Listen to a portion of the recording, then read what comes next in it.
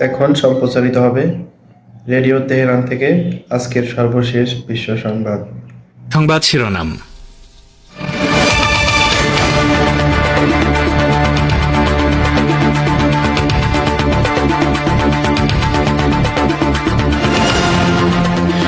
সিরিয়ার অভ্যন্তরীণ বিষয়ে হস্তক্ষেপের অভিযোগ প্রত্যাখ্যান করে ইরানের পররাষ্ট্রমন্ত্রী বললেন, আরব এই দেশটিতে স্থিতিশীলতা চায় তেহরান।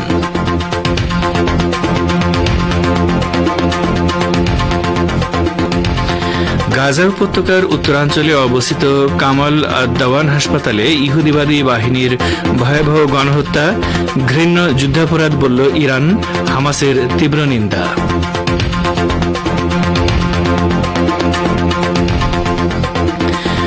পাকিস্তান সেনাবাহিনীকে জড়িয়ে ভারতের আনন্দবাজার পত্রিকার বাংলাদেশ সংক্রান্ত এক প্রতিবেদনকে বিভ্রান্তিকর ও ভিত্তিহীন বলল বাংলাদেশ সেনাবাহিনী।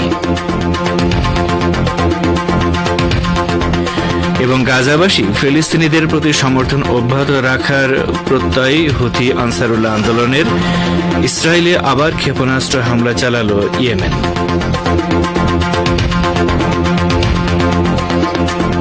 আসসালামু আলাইকুম। বিশ্ব সংবাদের গুরুত্বপূর্ণ অংশগুলো শুনলেন, এবারে বিস্তারিত। পরিবেশনায় রয়েছি রেজওয়ান হোসেন। ইরান সিরিয়ার অভ্যন্তরীণ বিষয়ে হস্তক্ষেপ করছে বলে আরব লীগ যে অভিযোগ করেছে তা সরাসরি প্রত্যাখ্যান করেছেন ইরানের পররাষ্ট্রমন্ত্রী সৈয়দ আব্বাস আরাকচি। তিনি বলেছেন, হস্তক্ষেপ নয়, বরং ইরান কিছু সুস্পষ্ট কারণে সিরিয়ায় স্থিতিশীলতা চায়। আরাকচি নিজের অফিসিয়াল এক্স পেজে দেয়া এক পোস্টে আরব নেতাদের উদ্দেশ্য করে লিখেছেন, আপনাদের মতো আমরাও বেশ কিছু সুস্পষ্ট কারণে সিরিয়ায় স্থিতিশীলতা ও শান্তি চাই এবং দেশটিতে কোনো ধরনের গণ্ডগোল বা গোলযোগ চায় না। ইরানের পররাষ্ট্রমন্ত্রী বলেন, সিরিয়ার ভৌগোলিক অখণ্ডতা যেমন রক্ষা করতে হবে, তেমনি দেশটির সকল ধর্মীয় ও জাতিগত সম্প্রদায়ের নিরাপত্তা নিশ্চিত করতে হবে।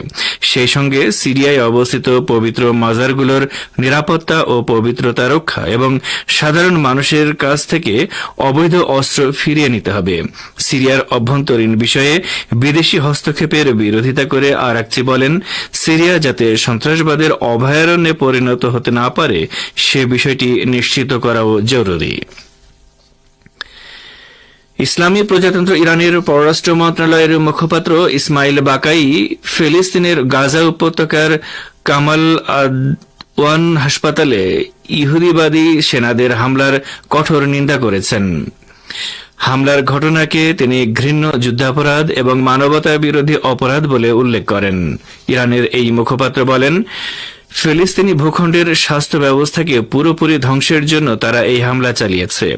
বৃহস্পতিবার ইহুদিবাদী ইসরায়েল অবরুদ্ধ গাজা উপত্যকার কামাল আদওয়ান হাসপাতালে বর্বর বিমান হামলা চালায়। এতে হাসপাতালের 5 স্টাফ সহ অন্তত 50 জন শহীদ হন। ইসমাইল বাকাই বলেন, ফিলিস্তিনের অবরুদ্ধ এই অঞ্চলে যে গণহত্যা চলছে তার অংশ হিসেবে ইহুদিবাদী সেনারা গাজার গুরুত্বপূর্ণ হাসপাতালে হামলা চালিয়েছে। গাজা উপত্যকার উত্তরাঞ্চলে সচল একমাত্র হাসপাতাল কামাল আদওয়ানে ইহুদিবাদী ইসরায়েলি সেনাদের ভয়াবহ তাণ্ডবকে যুদ্ধাপরাধ বলে অভিহিত করেছে ফিলিস্তিনের ইসলামী প্রতিরোধ আন্দোলন হামাস। শুক্রবার এক বিবৃতিতে হামাস বলেছে, কামাল আদওয়ান হাসপাতালে ইহুদিবাদী বাহিনীর অভিযান আমাদের জনগণের বিরুদ্ধে অপরাধী শত্রুর হাতে সংঘটিত ভয়াবহ অপরাধযজ্ঞের দীর্ঘ তালিকায় আরেকটি যুদ্ধাপরাধ যোগ করেছে। হামাসের বিবৃতিতে বলা হয়েছে, কামাল আদওয়ান হাসপাতালের যেসব আহত ও অসুস্থ রোগী নিহত হয়েছেন এবং হাসপাতালটি ধ্বংস করে যাদের জীবন বিপন্ন করে তোলা হয়েছে তাদের সব দুর্দশার দায় ইহুদিবাদ ইসরায়েল ও তার প্রধান দোসর আমেরিকাকে নিতে হবে। বিবৃতিতে গাজায় চলমান ভয়াবহ গণহত্যা ও মানবতা বিরোধী অপরাধের বিরুদ্ধে ব্যবস্থা নিতে আন্তর্জাতিক সমাজকে নীরবতা ভেঙে এগিয়ে আসার আহ্বান জানানো হয়েছে।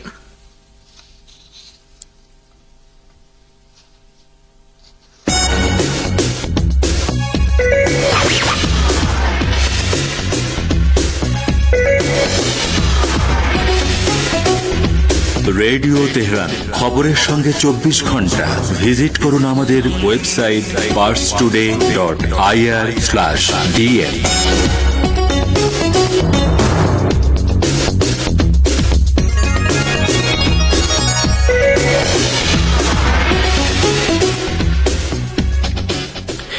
ফিরে আসি বিশ্ব সংবাদে।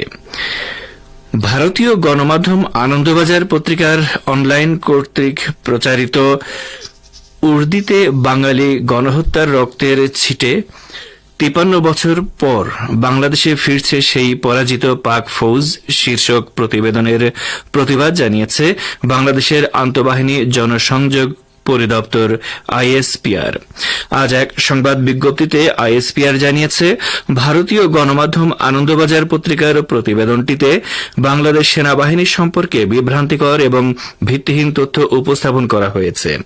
বাংলাদেশ সেনাবাহিনী পেশাদারিত্ব, নিরপেক্ষতা এবং আন্তর্জাতিক সহযোগিতার নীতিতে অটল। বিজ্ঞপ্তিতে আরও বলা হয়েছে, পাকিস্তান সেনাবাহিনীর কোন প্রশিক্ষক দল বা প্রতিনিধি দলের বাংলাদেশের কোন সেনানিবাসে প্রশিক্ষণের জন্য আসার কোন পরিকল্পনা নেই। এই দাবি ভিত্তিহীন এবং বাস্তবতার সঙ্গে সামঞ্জস্যপূর্ণ নয়। বাংলাদেশের অন্তর্বর্তীকালীন সরকারের সমালোচনা করে বিএনপির মহাসচিব মির্জা ফখরুল ইসলাম আলমগীর বলেছেন, মানুষের ধারণা সরকার ইচ্ছাকৃতভাবে নির্বাচনকে বিলম্বিত করছে। তাদের মনে ধারণা সৃষ্টি হচ্ছে কেন যেন এই সরকার ইচ্ছাকৃতভাবে নির্বাচন প্রক্রিয়াকে বিলম্বিত করছে। আজ জাতীয় প্রেস ক্লাবে এক আলোচনা সভায় তিনি এসব কথা বলেন। ফ্যাসিবাদী আওয়ামী লীগ অত্যন্ত সুপরিকল্পিতভাবে ও সচেতনভাবে দ্বিতীয়বারের মতো গণতন্ত্রকে হত্যা করে একদলীয় শাসন ব্যবস্থা প্রবর্তন করতে চেয়েছিল জানিয়ে তিনি বলেন, এই আওয়ামী লীগ তো সেই আওয়ামী লীগ যার নেতা ছিল শেখ মুজিবুর রহমান, যিনি স্বাধীনতার পর বাংলাদেশকে গঠন করার নাম করে দেশটাকে দুর্নীতির আখড়ায় পরিণত করেছিলেন। এ সময় আওয়ামী লীগের শাসনের ও দুর্ভিক্ষের কথা তুলে ধরেন বিএনপির মহাসচিব। তিনি বলেন, দুর্ভিক্ষ ও দুঃশাসন সময়টা তৈরি করেছিল আওয়ামী লীগ, আর নেতৃত্বে ছিলেন শেখ মুজিব। আপনারা বিশ্ব সংবাদ শুনছেন রেডিও তেহরান থেকে, আর প্রচারিত হচ্ছে শর্টওয়েভ 25 মিটার ব্যান্ডে। ভারতের হিমাচল প্রদেশের সিমলায় এনফোর্সমেন্ট ডিরেক্টরেট বা ইডির সহকারী পরিচালকের বাড়ি থেকে 1 কোটিরও বেশি ঘুষের টাকা উদ্ধার করেছে কেন্দ্রীয় তদন্ত সংস্থা সিবিআই। সিবিআইয়ের চণ্ডীগড়ের দফতরে সম্প্রতি দুর্নীতি প্রতিরোধ আইনে একটি এফআইআর দায়ের করা হয়েছিল। তার ভিত্তিতে তদন্ত শুরু করেই অভিযুক্তের বাড়িতে পৌঁছান কেন্দ্রীয় গোয়েন্দারা। সিবিআই এর দাবি, টাকার বৈধ কোনো নথি দেখাতে পারেনি ওই ইডি কর্মকর্তার পরিবার। সংবাদ মাধ্যমকে এক সিবিআই কর্মকর্তা জানিয়েছেন, ওই ইডি কর্তা এবং তার ভাই আর্থিক তছরূপ প্রতিরোধ আইনে 3 বছর আগের একটি মামলায় অভিযুক্ত। তাদের দুজনের বিরুদ্ধেই ঘুষ নেওয়ার অভিযোগ রয়েছে। সেই তদন্তের সূত্রেই সিমলায় ইডি কর্মকর্তার বাড়িতে গিয়েছিলেন গোয়েন্দারা। তিনি বাড়িতে ছিলেন না, তার ভাইকে গ্রেফতার করা হয়েছে। ইহুদিবাদী ইসরায়েলি বাহিনী ইয়েমেনের রাজধানী সানা ও বন্দরনগরী হুদাইদায় ভয়াবহ বিমান হামলা চালানোর পরও গাজাবাসী ফিলিস্তিনিদের সমর্থনে ইসরায়েল বিরোধী অভিযান চালিয়ে যাওয়ার প্রত্যয় জানিয়েছে হুথি আনসারুল্লাহ আন্দোলন। আন্দোলনের মুখপাত্র মোহাম্মদ আব্দুস সালাম সানায় প্রকাশিত এক বিবৃতিতে এই প্রত্যয় জানিয়েছেন। তিনি বলেছেন, ইহুদিবাদী সরকারের জেনে রাখা উচিত যে আমাদের জনগণ এ ধরনের হামলার কারণে ফিলিস্তিনি জাতির প্রতি তাদের সমর্থন ত্যাগ করবে না। আব্দুস সালাম আরও বলেন, ইয়েমেন তার মানবিক ও ধর্মীয় নীতি ও দায়িত্ববোধের সঙ্গে কখনো আপোষ করবে না। তিনি সুস্পষ্ট করে বলেন, ধর্মীয় ও নৈতিক দায়িত্ব পালনে বিন্দুমাত্র দ্বিধা করবে না ইয়েমেন। তিনি সানা বিমানবন্দর সহ অন্যান্য বেসামরিক স্থাপনায় ইসরায়েলি বিমান হামলার তীব্র নিন্দা জানিয়ে একে ইয়েমেনি জনগণের বিরুদ্ধে ভয়াবহ অপরাধ বলে বর্ণনা করেন। ইয়েমেনের হুথি আনসারুল্লাহ আন্দোলন সমর্থিত সামরিক বাহিনী আবারও ইহুদিবাদী ইসরায়েলকে লক্ষ্য করে ব্যালিস্টিক ক্ষেপণাস্ত্র দিয়ে হামলা চালিয়েছে। ক্ষেপণাস্ত্র হামলার আশঙ্কায় পবিত্র আল কুদস জেরুজালেম এলাকার পাশাপাশি দক্ষিণ নেগেভের কয়েক ডজন শহরে সাইরেন বাজানো হয়। ইসরায়েলের চ্যানেল 12 এর খবর অনুযায়ী ইসরায়েলের ম্যাগেন ডেভিড অ্যাডাম জরুরি পরিষেবার এক ব্যক্তি ক্ষেপণাস্ত্রের আতঙ্কে অসুস্থ হয়ে পড়েছে। তবে ইসরায়েলি সামরিক বাহিনী দাবি করেছে যে ইসরায়েলের আকাশে প্রবেশ করার আগেই তারা ক্ষেপণাস্ত্র প্রতিরক্ষা ব্যবস্থা ব্যবহার করে ইয়েমেনের ক্ষেপণাস্ত্র ভূপাতিত করেছে। টাইমস অফ ইসরায়েল জানিয়েছে, ইহুদিবাদী বাহিনী প্রথমবারের মতো মার্কিন নির্মিত থার্ড ক্ষেপণাস্ত্র ব্যবস্থা ব্যবহার করে ইয়েমেনের এই ক্ষেপণাস্ত্র ধ্বংস করেছে। ইয়েমেনের রাজধানী সানাই সর্বশেষ শুক্রবার রাতে ইঙ্গো মার্কিন জোট বিমান হামলা চালানোর কয়েক ঘণ্টা পর ইসরায়েলের বিরুদ্ধে ক্ষেপণাস্ত্র দিয়ে হামলা করা হয়। রাশিয়ার বিদেশ বিষয়ক গোয়েন্দা সংস্থা SVR বলেছে, সিরিয়ার পরিস্থিতি যাতে স্থিতিশীল না হয় সেজন্য আমেরিকা ও ব্রিটেন সিরিয়ায় রাশিয়ার সামরিক ঘাঁটিতে সন্ত্রাসী হামলার পরিকল্পনা করেছে। সংস্থাটি আজ এক বিবৃতিতে বলেছে, চলতি মাসের শুরুতে সিরিয়ার প্রেসিডেন্ট বাশার আল আসাদের সরকারের পতনের পর থেকে ওয়াশিংটন এবং লন্ডন এই অঞ্চলে স্থায়ী আধিপত্য বিস্তারের জন্য মধ্যপ্রাচ্যে বিশৃঙ্খলাপূর্ণ অবস্থা বজায় রাখার লক্ষ্যে ঠিক করছে, কিন্তু সিরিয়ার ভূমধ্যসাগরীয় উপকূলে রাশিয়ার সামরিক উপস্থিতি তাদের পরিকল্পনা বাস্তবায়নের পথে বাধা সৃষ্টি করছে। রুশ বাহিনী এখনও আঞ্চলিক স্থিতিশীলতা রক্ষায় গুরুত্বপূর্ণ ভূমিকা রাখছে। SVR বলছে, এই বাধা অপসারণের জন্য ব্রিটিশ গোয়েন্দা সংস্থা সিরিয়ায় রুশ সামরিক স্থাপনায় ধারাবাহিক সন্ত্রাসী হামলা চালানোর পরিকল্পনা তৈরি করছে। এই হামলার দায়িত্ব উগ্র তাকফিরি দায়েশ সন্ত্রাসীদের উপর দিতে চায় আমেরিকা। এই গোষ্ঠীর বহু যোদ্ধা সিরিয়ায় সরকার পরিবর্তনের পরে কারাগার থেকে মুক্তি পেয়েছে। সিরিয়ার পশ্চিমাঞ্চলীয় শহর তার্তুসে এক সংঘর্ষে সশস্ত্র গোষ্ঠী হায়াত তাহরির আল শাম HTS এর 14 সদস্য নিহত হয়েছে। HTS নেতা আহমেদ আল সারা ওরফে আল জোলানির নেতৃত্বে গঠিত সিরিয়ার অন্তর্বর্তী সরকারের অন্যতম সদস্য মোহাম্মদ আব্দুর রহমান গত বুধবার এক বিবৃতিতে জানান, তাহরির আল শাম সন্ত্রাসী গোষ্ঠীর নির্দেশে স্বঘোষিত জননিরাপত্তা বিভাগের 14 জন সদস্য তার্তুস প্রদেশের উপকণ্ঠে একটি অতর্কিত হামলায় নিহত হয়েছে। আব্দুর রহমান নিশ্চিত করেছেন যে এই অতর্কিত হামলায় 10 সশস্ত্র সদস্য আহত হয়েছে। তিনি দাবি করেন, এই অতর্কিত হামলাটি চালিয়েছে সিরিয়ার সাবেক সরকারের অবশিষ্ট বাহিনী। আর এরই সাথে শেষ করছি রেডিও তেহরান থেকে আপাতত বিশ্ব সংবাদ। রেডিও তেহরান থেকে এবারে আমন্ত্রণ জানাচ্ছি সংবাদ ভাষার অনুষ্ঠান দৃষ্টিপাতে।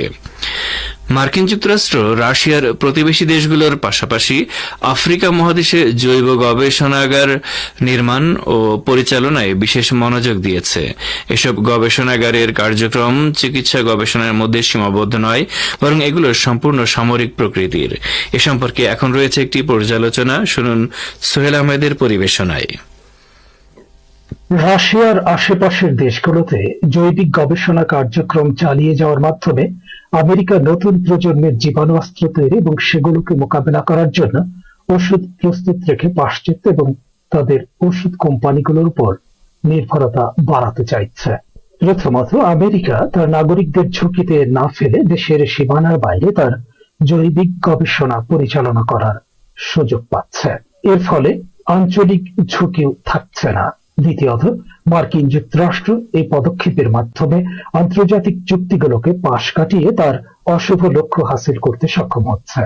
প্রকৃতপক্ষে আমেরিকা 1972 সালের জৈবিক অস্ত্রের উৎপাদন ও ব্যবহার নিষিদ্ধকরণ কনভেনশনকে গুরুত্ব দেয় না। মার্কিন যুক্তরাষ্ট্র নিজ ভূখণ্ডের বাইরে জীবাণু অস্ত্রের উৎপাদন নিষিদ্ধ করার জন্য রাশিয়ার আহ্বানকে বারবার উপেক্ষা করছে এবং এ সংক্রান্ত কোনো চুক্তি সই করতে অস্বীকৃতি জানাচ্ছে। তৃতীয়ত, যে এলাকায় এ ধরনের গবেষণাগার স্থাপন করা হয় সেখানে পরিবেশের জন্য উপকারী অণুজীব এবং ব্যাকটেরিয়া ধ্বংস হওয়ার আশঙ্কা থাকে এবং ওই অঞ্চলের বন্য প্রাণী এবং ইকোসিস্টেমের অপূরণীয় ক্ষতি হয়। চতুর্থত, এ ধরনের গবেষণাগার স্থাপন করে 1972 সালের কনভেনশনকে এড়িয়ে নিষিদ্ধ জীবাণুর পরীক্ষা চালাতে পারছে মার্কিন যুক্তরাষ্ট্র।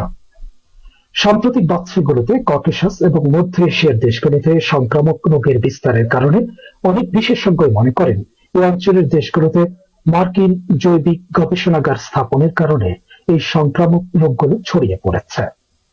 এদিকে রুশ সরকারের সিরিয়ার সামরিক কর্মকর্তা অ্যালেক্সি রেতিশেভ সম্প্রতি জানিয়েছেন, আফ্রিকায় মার্কিন সামরিক জৈবিক উপস্থিতি দ্রুত সম্প্রসারিত হচ্ছে। ওই অঞ্চলেও তারা এড়িয়ে কাজ করে যাচ্ছে। রাশিয়ার সশস্ত্র বাহিনীর জৈবিক, রাসায়নিক এবং তেজস্ক্রিয় বিকিরণ মোকাবেলা বিষয়ক বিভাগের উপপরিচালক এলেক্সি রেতিশচেভ বলেন, মার্কিন যুক্তরাষ্ট্র বর্তমানে আফ্রিকার 18টি দেশে এমন এক প্রকল্প নিয়ে কাজ করছে যা চিকিৎসায় প্যাথোজেনিক এজেন্টদের সংক্রমণ এবং প্রতিরোধের বৈশিষ্ট্যগুলো পর্যালোচনা করতে পারে। রুশ কর্মকর্তার বরাত দিয়ে পার্স টুডে জানিয়েছে, মার্কিন প্রতিরক্ষা মন্ত্রণালয়ের গবেষণা সংস্থাগুলো এই প্রকল্পের সঙ্গে জড়িত রয়েছে। রাশিয়ার সশস্ত্র বাহিনীর জৈবিক, রাসায়নিক এবং তেজস্ক্রিয় বিকিরণ মোকাবেলা বিষয়ক বিভাগের উপপরিচালক আরো বলেছেন, আফ্রিকার দেশগুলোর মধ্যে জিবুতি, ঘানা এবং নাইজেরিয়ায় মার্কিন সামরিক চিকিৎসা গবেষণা ইউনিট রয়েছে। আমেরিকার প্রতিরক্ষা মন্ত্রণালয় পেন্টাগন যেসব রোগের প্রতি আগ্রহী সেগুলো এখন বিশ্বে মহামারী হয়ে উঠছে এবং আমেরিকার ফার্মাসিউটিক্যাল কোম্পানিগুলো এই অবস্থা থেকে মুনাফা করছে। এবছরের শুরুতে রুশ সেনাবাহিনীর পারমাণবিক, জৈবিক এবং রাসায়নিক প্রতিরক্ষা ইউনিটের কমান্ডার ইগোর কিরিলভ বলেছিলেন, আফ্রিকায় মার্কিন সামরিক জৈবিক উপস্থিতি দ্রুত সম্প্রসারিত হচ্ছে। এই মর্মে তাদের কাছে অনেক নথিপত্র রয়েছে। সম্প্রতি এই কর্মকর্তাকে হত্যা করা হয়েছে। আমেরিকার এসব তৎপরতা গোটা বিশ্বের জন্য বিপজ্জনক। করোনা মহামারীর সময় আমেরিকার বিরুদ্ধে অভিযোগ উঠেছিল, তখন রাশিয়ার প্রতিরক্ষা মন্ত্রণালয়ের মুখপাত্র ইগোর কোনাশেনকো দাবি করেছিলেন, মার্কিন অর্থায়নে ইউক্রেনে নির্মিত জৈব গবেষণাগারে বাদরের শরীর থেকে করোনা ভাইরাসের নমুনা নিয়ে পরীক্ষা নিরীক্ষা করা হচ্ছিল। এতক্ষণ যারা আমাদের সংবাদটি শুনলেন সবাইকে অসংখ্য ধন্যবাদ।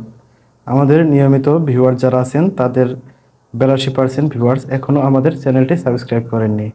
সো যারা যারা আমাদের চ্যানেলটি এখনও সাবস্ক্রাইব করেননি দয়া করে সাবস্ক্রাইব করে দিন এবং নিয়মিত আমাদের পাশে থাকবেন আশা করি। ধন্যবাদ সবাইকে।